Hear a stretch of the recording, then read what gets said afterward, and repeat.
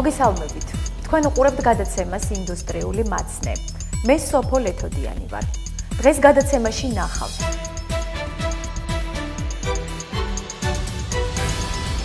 შრომის ინსპექტირების დეპარტამენტი ჯორჯიან მანგანეზში უსაფრთხოების პირობებს კომპანიის მიწვევის საფუძველზე სწავლობს. ჯორჯიან მანგანეზი ერთ-ერთი პირველია იმ საწარმოთა შორის, სადაც ინსპექტირება საწარმოს ინიციატივით ხორციელდება. პროფიუნიტის სასწავლო ცენტრის ბაზაზე ჭიათურის სამთო გამამდიდრებელი კომბინატის საამფეთქებლო მიმართულების თანამშრომლებისთვის ტრენინგი მიმდინარეობს. სწავლების მიზანი საამფეთქებლო სამუშაოებისთვის საჭირო ცოდნის ამაღლება და აუცილებელი უნარ-ჩვევების დახვეწაა.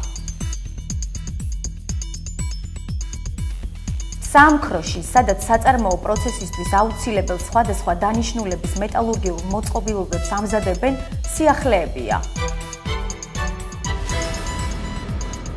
სამხატვრო კონკურსის ჯორჯიან მანგანეზის 2016 წლის კალენდარი გამარჯვებულები უკვე ცნობილია. როგორ ესმით ბავშვებს გარემოს დაცვა და როგორ აისახა ეს მათ ნამუშევრებში.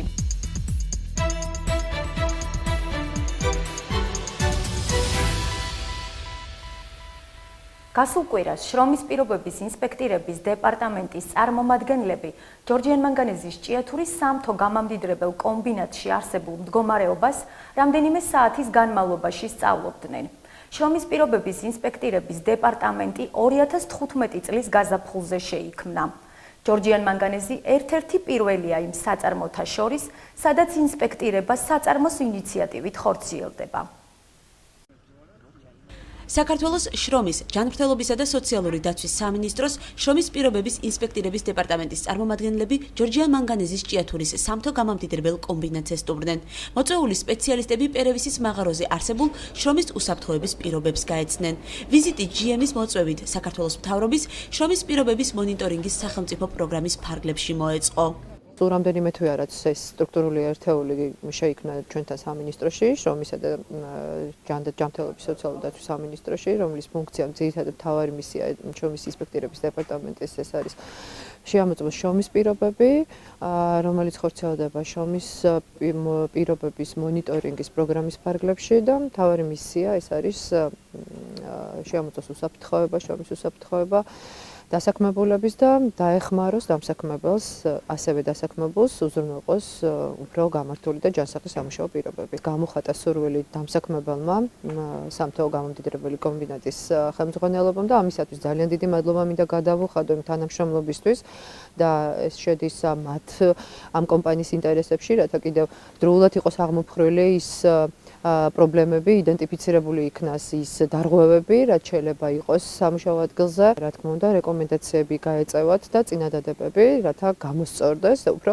ჯანსაღი პირობები შეიქმნას დასაქმებულებისათვის, რაც შედის აუცილებლად დამსაქმებლის ინტერესებში. ინსპექტირების 5-კაციანი ჯგუფი კომბინატში დასაქმებულთათვის არსებულ უსაფრთხოების ნორმებს რამდენიმე საათის განმავლობაში ეცნობოდა. შეისწავლეს კლიმატური პირობები, თუ რამდენად იყო დაცული ელექტროუსაფრთხოება, ხანძრის წარმოქმნის რისკები და ჰიგიენა. დაათვალიერეს სანგრევი უბდები და იქ მყოფ მაღაროელებს სამუშაო პირობების შესახებ გაესაუბრნენ. დაცული არის თვითონ ჩვენო დავიცავთ ჩვენ უსაფრთხოების პირობები შევიქმნათ ის საქმე, რომ არაფერი არ მოვიდა, არ დავმარცხდა. დილას რომ მოვართ, შევამოწევ ადგილს. მონიტორინგის მიზანი სახელმწიფო პროგრამის ფარგლებში შრომის უსაფრთხოების ნორმების დარღვევის პრევენცია, გამოვლენა, რისკების შეფასება და გამოვლენილ დარღვევებზე, დამსაქმებელთა და დასაქმებულთა ცნობიერების ამაღლება, ინფორმირება იყო. პირველადი მონაცემებით მონიტორებმა ყურადღება პერსონალის სპეცტანსაცმელზე და პირველადი დახმარების სამედიცინო პუნქტებზე გაამახვილეს. თვითონ ეს ობიექტი მომენტებული ტექნიკური საფრთხის შემცველი ობიექტია, თავის სირთულეები ისედაც გააჩნია. ჩვენ დავათვალიერეთ თვითონ აღჭურვილობა, გავამახვილეთ ყურადღება ადამიანების, სამუშაო გარემოს, განათების საკითხები, რაც შეიძლება რომ თვითონ ადამიანმა გააკეთოს და ეს ფაქტორები გამორიცხოს, რომ თქვა ზედმეტი რამე არ დაემართოს. თორე თვითონ ობიექტი რთული ობიექტია და შესაბამისად უფრო მეტი მოეთხოვება როგორც შრომის უსაფრთხოების, ასევე ტექნიკური უსაფრთხოების კუთხით. შენიშვნებიც გვაქვს ჩვენ ოფისში ამას ავსახავთ და შესაბამის დასკვნას დავდებთ თავისი რეკომენდაციებით. ეს რეკომენდაციები გადაეცემა როგორც ჯანდაცვის სამინისტროსში წარმოადგენთ, ასევე თვითონ აქ ჭიათურ მანგანუმის ხელმძღვანელობას. ჯორჯიან მანგანეზში მიიჩნევენ, რომ თანამშრომლებისთვის უსაფრთხო შრომის პირობების გაუმჯობესებაში მოწვეული სპეციალისტების რეკომენდაციები დაეხმარებათ. შრომის ინსპექცია ჩვენი ინიციატივით შექმნის და სწავლის პროცესში რო იყო, ჩვენ თვითონ ჩვენმა კომპანიამ გამოთქვა სურვილი, რომ შემოსულიყვნენ და გაცნობოდნენ ჩვენ საწარმოს. ყოველთვის მოუხრევართ ამის, იმიტომ რომ ახალი დანახული თვალით, რა თქმა უნდა, პრობლემებს რო გვანახებენ და მიგვითითებენ. კარგია, საერთოდ უსაფრთხოებას ახასიათებს ახალი თვალით შეხედული ამბების თაობაზე, რაც შეეხება ჯერ დასკვნა შრომის ინსპექციას, მე ყოველ შემთხვევაში არ მინახია. ფორმა აბსოლუტურად ყველას აქვს მაღაროზე, სამედიცინო ყუთებს რაც შეეხება, სამედიცინო პუნქტებია მაღაროს გარეთ და ცulis უფროსებს ყველას აქვს პირველადი დახმარების საშუალება, რაც შეიძლება გაეწიოს მაღაროში. შრომის პირობების ინსპექტირების დეპარტამენტი 2015 წლის გაზაფხულზე შეიქმნა. არსებული კანონმდებლობით დეპარტამენტში შრომის პირობების შესწავლა მხოლოდ ნებაყოფლობით მეწარმე სუბიექტის მიწვევის საფუძველზე შეუძლია. ჯორჯიან მანგანეზი ერთ-ერთი პირველია იმ საწარმოთა შორის, სადაც ინსპექტირება საწარმოს ინიციატივით ხორციელდება. პერევისის მაღაროში არსებულ უსაფრთხოების ნორმებს მონიტორები შეისწავლიან, შეფასებას გაუკეთებენ და დასკვნების საფუძველზე ახლო მომავალში საჭირო რეკომენდაციებს გასცემენ. ჯორჯიან მანგანეზში მიაჩნიათ, რომ თანამშრომლებისთვის შრომის უსაფრთხოების პირობების გაუმჯობესებაში მოწვეული სპეციალისტების რეკომენდაციები დაეხმარებათ.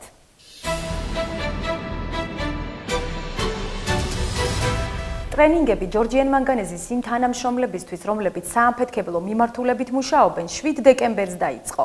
თანამშრომლებს პროფესიული სწავლების კურსს ჭიათურის სამთო გამამდიდრებელი კომბინატის შრომის დაცვისა და ტექნიკური უსაფრთხოების განყოფილების უფროსი და ჯორჯიან ამერიკან ელოისის ტექნიკური უსაფრთხოების მენეჯერები უკითხავენ. კომპანია ჯორჯიან მანგანეზი პროფიუნიტის სასწავლო ცენტრის ბაზაზე ჭიათურის სამთო გამამდიდრებელი კომბინატის საამფეთქებლო მიმართულების თანამშრომლებისთვის ტრენინგებს მართავს. სწავლების მიზანი საამფეთქებლო სამუშაოებისთვის საჭირო ცოდნის ამაღლება და აუცილებელი უნარ-ჩვევების დახვეწაა. ეს უსაფრთხოების წესების ერთიანი ლექციები და გახსენებები ძალიან დიდი მნიშვნელობა აქვს სამწარმოებაში. ძალიან სწორად მიმაჩნია, რომ უნდა იყოს. ეს ძალიან კარგია მუშათა კლასისთვის, ძალიან კარგია ინჟინერულ პერსონალისთვის, რომ უსაფრთხოების წესების გახსენება ეს აუცილებლობას მოითხოვს. რომ ადამიანს ახსოვდეს, იცოდეს რა არის მისი მოვალეობა, როგორ უნდა იმუშაოს. ჭიათურის სამთო გამამდიდრებელ კომბინატში საამფეთქებლო მიმართულებით 219 ადამიანია დასაქმებული. ტრენინგი ამფეთქებლების, ფეთქებადი მასალის საწყობის გამგეების, ცვლის და უბნის უფროსების, ასევე საამფეთქებლო სამუშაოების მიმართულების უფროსებისთვის მოეწყო. მათ პროფესიულ სწავლების კურსს ჭიათურის სამთო გამამდიდრებელი კომბინატის შრომის დაცვისა და ტექნიკური უსაფრთხოების განყოფილების უფროსი და ჯორჯიან ამერიკან ელოისის ტექნიკური უსაფრთხოების მენეჯერები უკითხავენ. ტექნიკური უსაფრთხოების წესებიდან გამომდინარე, ეს არის უწყვეტი პროცესი, რომ ადამიანს რუტინული სამუშაოსთვის გაახსენო ის ფუნდამენტალური წესები, რომელიც უნდა დაიცვან სამუშაოს წარმოების დროს. ეს ხდება აბსოლუტურად ყველა სფეროში, არა მარტო საამფეთქებლოში, თუმცა საამფეთქებლო არის ყველაზე კრიტიკული სფერო რა. შეიძლება და არ ღვიო რაღაც სხვა სფეროში წესი და ისეთი შედეგი არ მოყვეს, როგორც საამფეთქებლო სამუშაოებს, მაგრამ საამფეთქებლო სამუშაოებს სამწუხაროდ მოყვება ძალიან კრიტიკული შედეგი. საამფეთქებლო სამუშაოების მართვა, დოკუმენტაციის მართვა, განაწესი, უსაფრთხოების ერთიანი წესები, ეს და სხვა საამფეთქებლო სამუშაოებთან დაკავშირებული ინფორმაცია ტრენინგის მონაწილეებისთვის კარგად ცნობილია და მათ ყოველდღიურ საქმიანობას წარმოადგენს. თუმცა ჯორჯიან მანგანეზში მიაჩნიათ, რომ დროთა განმავლობაში ამ ინსტრუქტაჟის შეხსენება სამთოელების უსაფრთხო სამუშაო პროცესის უზრუნველ საყოფად აუცილებელია. ეს ბურღვა-ფეთქების სამუშაოები ისეთი არის, რომ ყოველ თვეში უნდა იყო მობილიზებული იმისთვის და ესეთი ტრენინგები ძალიან კარგი არის თუ ჩაუდარდება ნებისმიერ პიროვნებას ახლა ახალგაზრდებს განსაკუთრებულად ახალგაზრდებს, იმიტომ რომ ეს კომუნისტების დროსაც ადრე რომ მუშაობდა, ტარდებოდა ყოველ 6 თვეში ერთხელ. ნებისმიერი პიროვნებისთვის, ვისაც კი ბურღვა-ფეთქის სამუშაოებთან შეხება აქვს, აუცილებლად მოუტარდებოდა ესეთი ტრენინგები. ტრენინგის შემდეგ მსმენელები ტესტირებას გადიან, კითხვარები, რომელსაც ისინი ავსებენ, სპეციალობების მიხედვით ინჟინერ-ტექნიკური პერსონალისთვის ფეთქებადი მასალის მესაწყობეების და ამფეთქებელთათვის ინდივიდუალურია. რამაც ეძლევათ, ყველას თავისი პროფესიის მიხედვით კითხვარები უბრალოდ ტესტირება ტარდება. ძირითადად არა უშავს, მოზადებულია ხალხი ყველანაირად. შეხსენება აუცილებელია, აუცილებელია სულდრად ესეთი სამუშაო. კომპანიაში ტრენინგების საამფეთქებლო მიმართულების პერსონალისთვის 7 დეკემბერს დაიწყო და მას შემდეგ დასრულდება, რაც 219-ვე თანამშრომელს მოიცავს. ტრენინგებზე მიღებული ინფორმაცია მაღაროელთა ყოველდღიური სამუშაოს მნიშვნელოვანი ნაწილია. თუმცა კომპანიაში მიიჩნევენ, რომ პერიოდულად ინსტრუქტაჟის გავლა და ტესტირება, რომელიც ყოველი ინსტრუქტაჟის შემდეგ ტარდება, უსაფრთხო სამუშაო პროცესისთვის აუცილებელია.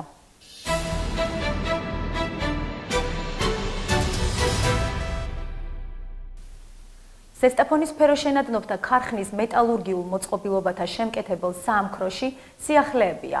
ამ საამქროში მაქსიმალური სიზუსტის დაცვით მზადდება ყველა ის დეტალი, რომელიც მეტალურგიულ საქმიანობაში აუცილებელია. ჩვენი კორესპონდენტი გიამბობთ. ხარატები, ზეინკლები, ელშემდუღებლები, აირმჭრელები და მემონტაჟეები საწარმოო პროცესისათვის აუცილებელ სხვადასხვა დანიშნულების მეტალურგიულ მოწყობილობებსა და ცალკეულ დეტალებს ამზადებენ. საამქროში მაქსიმალური სიზუსტის დაცვას განსაკუთრებული მნიშვნელობა ენიჭება. სწორედ ამ მოტივით განხორციელდა გარკვეული ტექნიკური გადაიარაღება მეტალურგიულ მოწყობილობათა შემკეთებელი საამქროს ცალკეულ უბნებზე. ახალი დანადგარების მონტაჟის შემდეგ მოსალოდნელი სირთულეები გამოირიცხა. ჩვენი საამქროს დიდი როლი აკისრია ფეროშენადნობთა ქარხანაში. მთელი რემონტები, რაც მიმდინარეობს, ღუმელმა რომ სწორად იმუშაოს და მაინც მუშაობაში იღებს დიდ როლს თამაშობს. რემონტები მიმდინარეობს ჩვენი საამქროს თანამშრომლების შესრულებით. ძირითადი ჩვენი არის ღუმელების რემონტი. ელხიდური ამწეების რემონტები ჩვენი საქმეა მუშაობ. ელხიდურ ამწეებზე ძალიან ბევრი დეტალები არსებობს, რომელიც შემოდის, რა თქმა უნდა, გარკვეული ნაწილი შემოაქვს ქარხანას თვითონ, მაგრამ შემდეგ ჭირდება მას დაყვანა იმ ზუსტ ზომებზე, რაც ჭირდება ჩვენს ელამწეებს. ხდება მათი დამუშავება სახარატო ჩარხებზე და ზეინკლების აწყობენ და შემდეგ ხდება მისი გარემონტება, შეცვლა ახლით. სიზუსტის გულისათვის მოუწევთ ახალი დანადგარები. საფრეზი და რადიალური საბურღი დანადგარების მონტაჟის პარალელურად ახალი სამჭედლო უროს შეძენის საკითხიც დადებითად გადაწყდა. დანადგარი რეაბილიტირებულ უბანზე განთავსდა. თენგის ცერცვაძეს, რომელიც როგორც საამქროში, ისე მთლიანად ფეროშენადნობთა ქარხანაში დასაქმებულთა შორის ერთადერთი პროფესიონალი მჭედელია, თითქმის 40 წლიანი გამოცდილებით ახალი დანადგარის შესაძლებლობებმა შრომა შეუმსუბუქა. ქარხნის ადმინისტრაციამ გაითვალისწინეს და გამოვიდა ახალი ცეხი აგვიგვეს და ახალი დანადგარი დავაყენეთ. მუშაობს სიზუსტით, სადაც არ შეიძლება არც ერთი შეცდომის დაშვება არ შეიძლება, იმიტომ რომ მარცხის გამოიწვევს ისეთი დანადგარი არის ეს. რთული სამუშაოა. ძალიან რთული სამუშაო არის. ძალიან იმიტომ რომ ერთი უბრალო შეცდომაც კი ავარია არის. ამიტომ უნდა დაკვირვება, უნდა სიზუსტე და ერთ წელიწადში, 2 წელიწადში ამას ვერ აითვისებ. სამუშაო პროცესის გამართულ მუშაობას აღნიშნულთან ერთად საამქროს საჭირო მასალებით და ნედლეულით მომარაგებაც განაპირობებს. ჩვენი საამქროს მუშაობა ითვალისწინებს დეტალების მაღალი სიზუსტით დამუშავებას. ახლად შეძენილმა ჩართდანადგარებმა მოგცვა საშუალება იმისა, რომ მაქსიმალური სიზუსტით დავამუშავოთ დეტალები და მივაწოდოთ ძირითად აგრეგატებს. ზომი იარაღებით მომარაგებული ვართ, ჭრელი იარაღები შემოდის, არანაირი პრობლემა არ გვაქვს ჭრელი და ზომი იარაღების ხრივ, ამიტომ მუშაობაში ხელი არ გვეშლება, არ ფერხდებით არანაირად.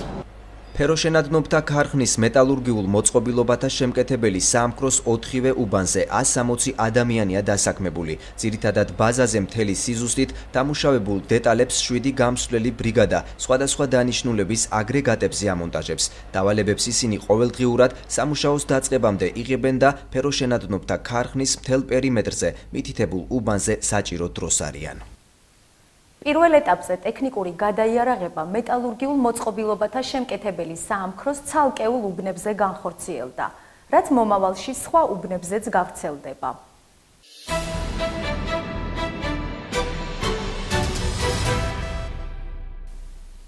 უკვე ცნობილია ის 12 ავტორი და ამდენივე ნახატი, რომელიც ჯორჯიან მანგანეზის 2016 წლის კედლის კალენდარში შევა. კომპანია კონკურს ხატვაში განსხვავებული თემატიკით ყოველწლიურად ატარებს. წელს ორგანიზატორებმა გარემოს დაცვა აირჩიეს. გამარჯვებულები ჯორჯიან მანგანეზის ოფისში გამართულ სპეციალურ საღამოზე გამოვლინდნენ. ეს ნახატები გარკვეული თანმიმდევრობით დაალაგდება და ჯორჯიან მანგანეზის 2016 წლის კედლის კალენდარს დაამშვენებს. საკონკურსო ჟიურიმ ის ზესტაფონელი და ჭიათურელი ნორჩი მხატვრების ნამუშევრებიდან შეარჩია, რომელიც გარემოს დაცვით თემაზე იქნა შესრულებული. იანვრიდან მაღალ პოლიგრაფიული ყოველწლიური კედლის კალენდარი ჯორჯიან მანგანეზის პარტნიორებისა და თანამშრომლების ოფისებში განთავსდება, ისევე როგორც ეს წინა წლებში იყო. Каждый год уже стало традицией. რამდენიმე წელია ჯორჯიან მანგანეზის მიერ ტრადიციულად არის დამკვიდრებული კონკურსი ხატვაში, ზესტაფონელი და ჭიათურელი ბავშვების მონაწილეობით. ყოველ წელს ახალი თემები ირჩევა. ამჯერად თემა ჩვენი ბუნება, ჩვენი გარემოა, სადაც ცხოვრობ და მოღვაწეობ. მომწონს ბავშვების აქტიურობა და დამოკიდებულება. მათი ნახატები კედლის კალენდარზე დაიბეჭდება. თქვენ ხედავთ 2015 წლის კალენდარს, ასეთივე იქნება 2016 წელსაც. ეს უკვე ტრადიციაა, რომელსაც ჩვენ მხარს ვუჭერთ. И этой традиции мы будем поддерживать. 12-ვე წარმატებულ კონკურსანტ საჩუქრები გადაეცათ, მათგან საპრიზო ადგილებზე გასული ნამუშევრების ავტორებისთვის კი ორგანიზატორებმა განსაკუთრებული პრიზები შეარჩიეს. საუკეთესო ნახატების ავტორებმა საჩუქრად მიიღეს ნაკრებების სახატავი ნაკრებები პროფესიული ხარისხის, ხოლო ორმა საუკეთესო მონაწილემ საჩუქრად მიიღო Samsung-ის smartphone და საუკეთესო ნამუშევარი კიდევ აღინიშნა სპეციალური Samsung-ის პლანშეტით. მე იმედს ვიტოვებ, რომ მომავალში კიდევ უფრო აქტიური იქნებიან ახალგაზრდები და ბავშვები. ჩვენ ვეცდებით, რომ თავი მოუყაროთ ყველა ამ ნამუშევარს, რომელიც კი შემოვიდა კონკურსის განმავლობაში გასულ წელს და წელს და გავაკეთოთ თბილისში სპეციალური გამოფენა ამისთვის. ჩვენ გარკვეული მოლაპარაკებები გვაქვს ბავშვთა სამხატვრო გალერეასთან. კონკურსის ორგანიზატორთა მიერ დაანონსებულ გამოფენაზე აუცილებლად მოხვდება ჭიათურელი დაძმის ანა და კარლო ცუცქირიძეების ნახატებიც, რომლებიც რამდენიმე წელია ჯორჯიან მანგანეზის კედლის კალენდრის კონკურსებში მონაწილეობენ და გამარჯვებულთა შორის არიან. გარემოს დაცვით თემაზე შექმნილი ნამუშევარი 9 წლის ანას აბსტრაქციაში აქვს გადაწყვეტილი. ის ჟიურიმ საუკეთესოთა შორის გამოარჩია და პირველი ადგილი მიაკუთვნა. მიღებული მაქვს მონაწილეობა ჯორჯიან მანგანეზის კონკურსებში და გამიმარჯვენია. ახლა დავხატე ბუნების სილამაზეზე და ცხოვრების დაცვაზე. გელოდები მამა, ჩემი ოცნების ქარხანა, ინდუსტრია, ასეთი იყო წინა 3 წლის საკონკურსო თემები, რომელთა შედეგებით ანას ძმის კარლო ცუცქირიძის ნახატები კედლის კალენდრის ფურცლებზე ხვდებოდა. ასე იყო წელსაც, როცა ის მეოთხე ჯერზე დაასახელეს გამარჯვებულთა შორის. ლიდერთა შორის არის ზესტაფონელი ნატა ლომთაძეც, ის კონკურსის დებიუტანტია. შემოდგომის ერთი დღე დავხატე, რომელიც ჩემს სოფელში მაქვს ნანახი, როგორ იკრიფება ის მაქვს აღწერი, როგორ იკრიფება ყურძნები, როგორ ავსებენ კალათებს ხეებიდან, როგორ ცვივა ფოთლები და ამ ყველაფერში ჩემი ემოცია ჩავდები. ძალიან მიხარია, რომ გამარჯვებული ვარ. კონკურსის ყველაზე პატარა მონაწილე 6 წლის ნატალი ბრეგვაძე იყო და ჯილდოებაზე ის სხვების მსგავსად მშობლებთან ერთად იმყოფებოდა. ბუნება დახატა ნატალიმ რაღაცა ისეთი აი მე რო შევხედეს, როცა რაღაცა ბედნიერებას ასხივებდა ეს სურათი. ძალიან დაინტერესდა, ძალიან მონდომებული იყო, ყველა ღონე იხმარა. და რა ვიცი, გამარჯვებული გახდა წელს, რისიც ძალიან მოხარულები ვართ, მეც ბედნიერი ვარ, ჩემი შვილიც ბედნიერია და ამისთვის ძალიან დიდი მადლობა მინდა ვუთხრა ორგანიზაციას ჯორჯიან მანგანეზის წარმომადგენლობ. ჯორჯიან მანგანეზის კედლის კალენდრისათვის საჭირო ნახატების კონკურსში ამ დრომდე მხოლოდ კომპანიაში დასაქმებულთა შვილები მონაწილეობდნენ. წელს ეს შეზღუდვა მოიხსნა და მასში ჩართვა ნებისმიერ 6-დან 12 წლამდე ასაკის ბავშვებისათვის გახდა შესაძლებელი. ჯორჯიან მანგანეზის ადმინისტრაციაში ამბობენ, რომ მსგავსი კონკურსების ჩატარებას მხარს მომავალშიც დაუჭერენ. წარმატებები ვუსურვოთ ნიჭიერ პატარა შემოქმედებს, რომელთა განვითარებისთვის კომპანია ინვესტიციებს მომავალშიც გაიღებს. თქვენ უყურებთ გადაცემას ინდუსტრიული მაცნე. შევხვდებით ზუსტად ერთ კვირაში. მომავალ შეხვედრამდე.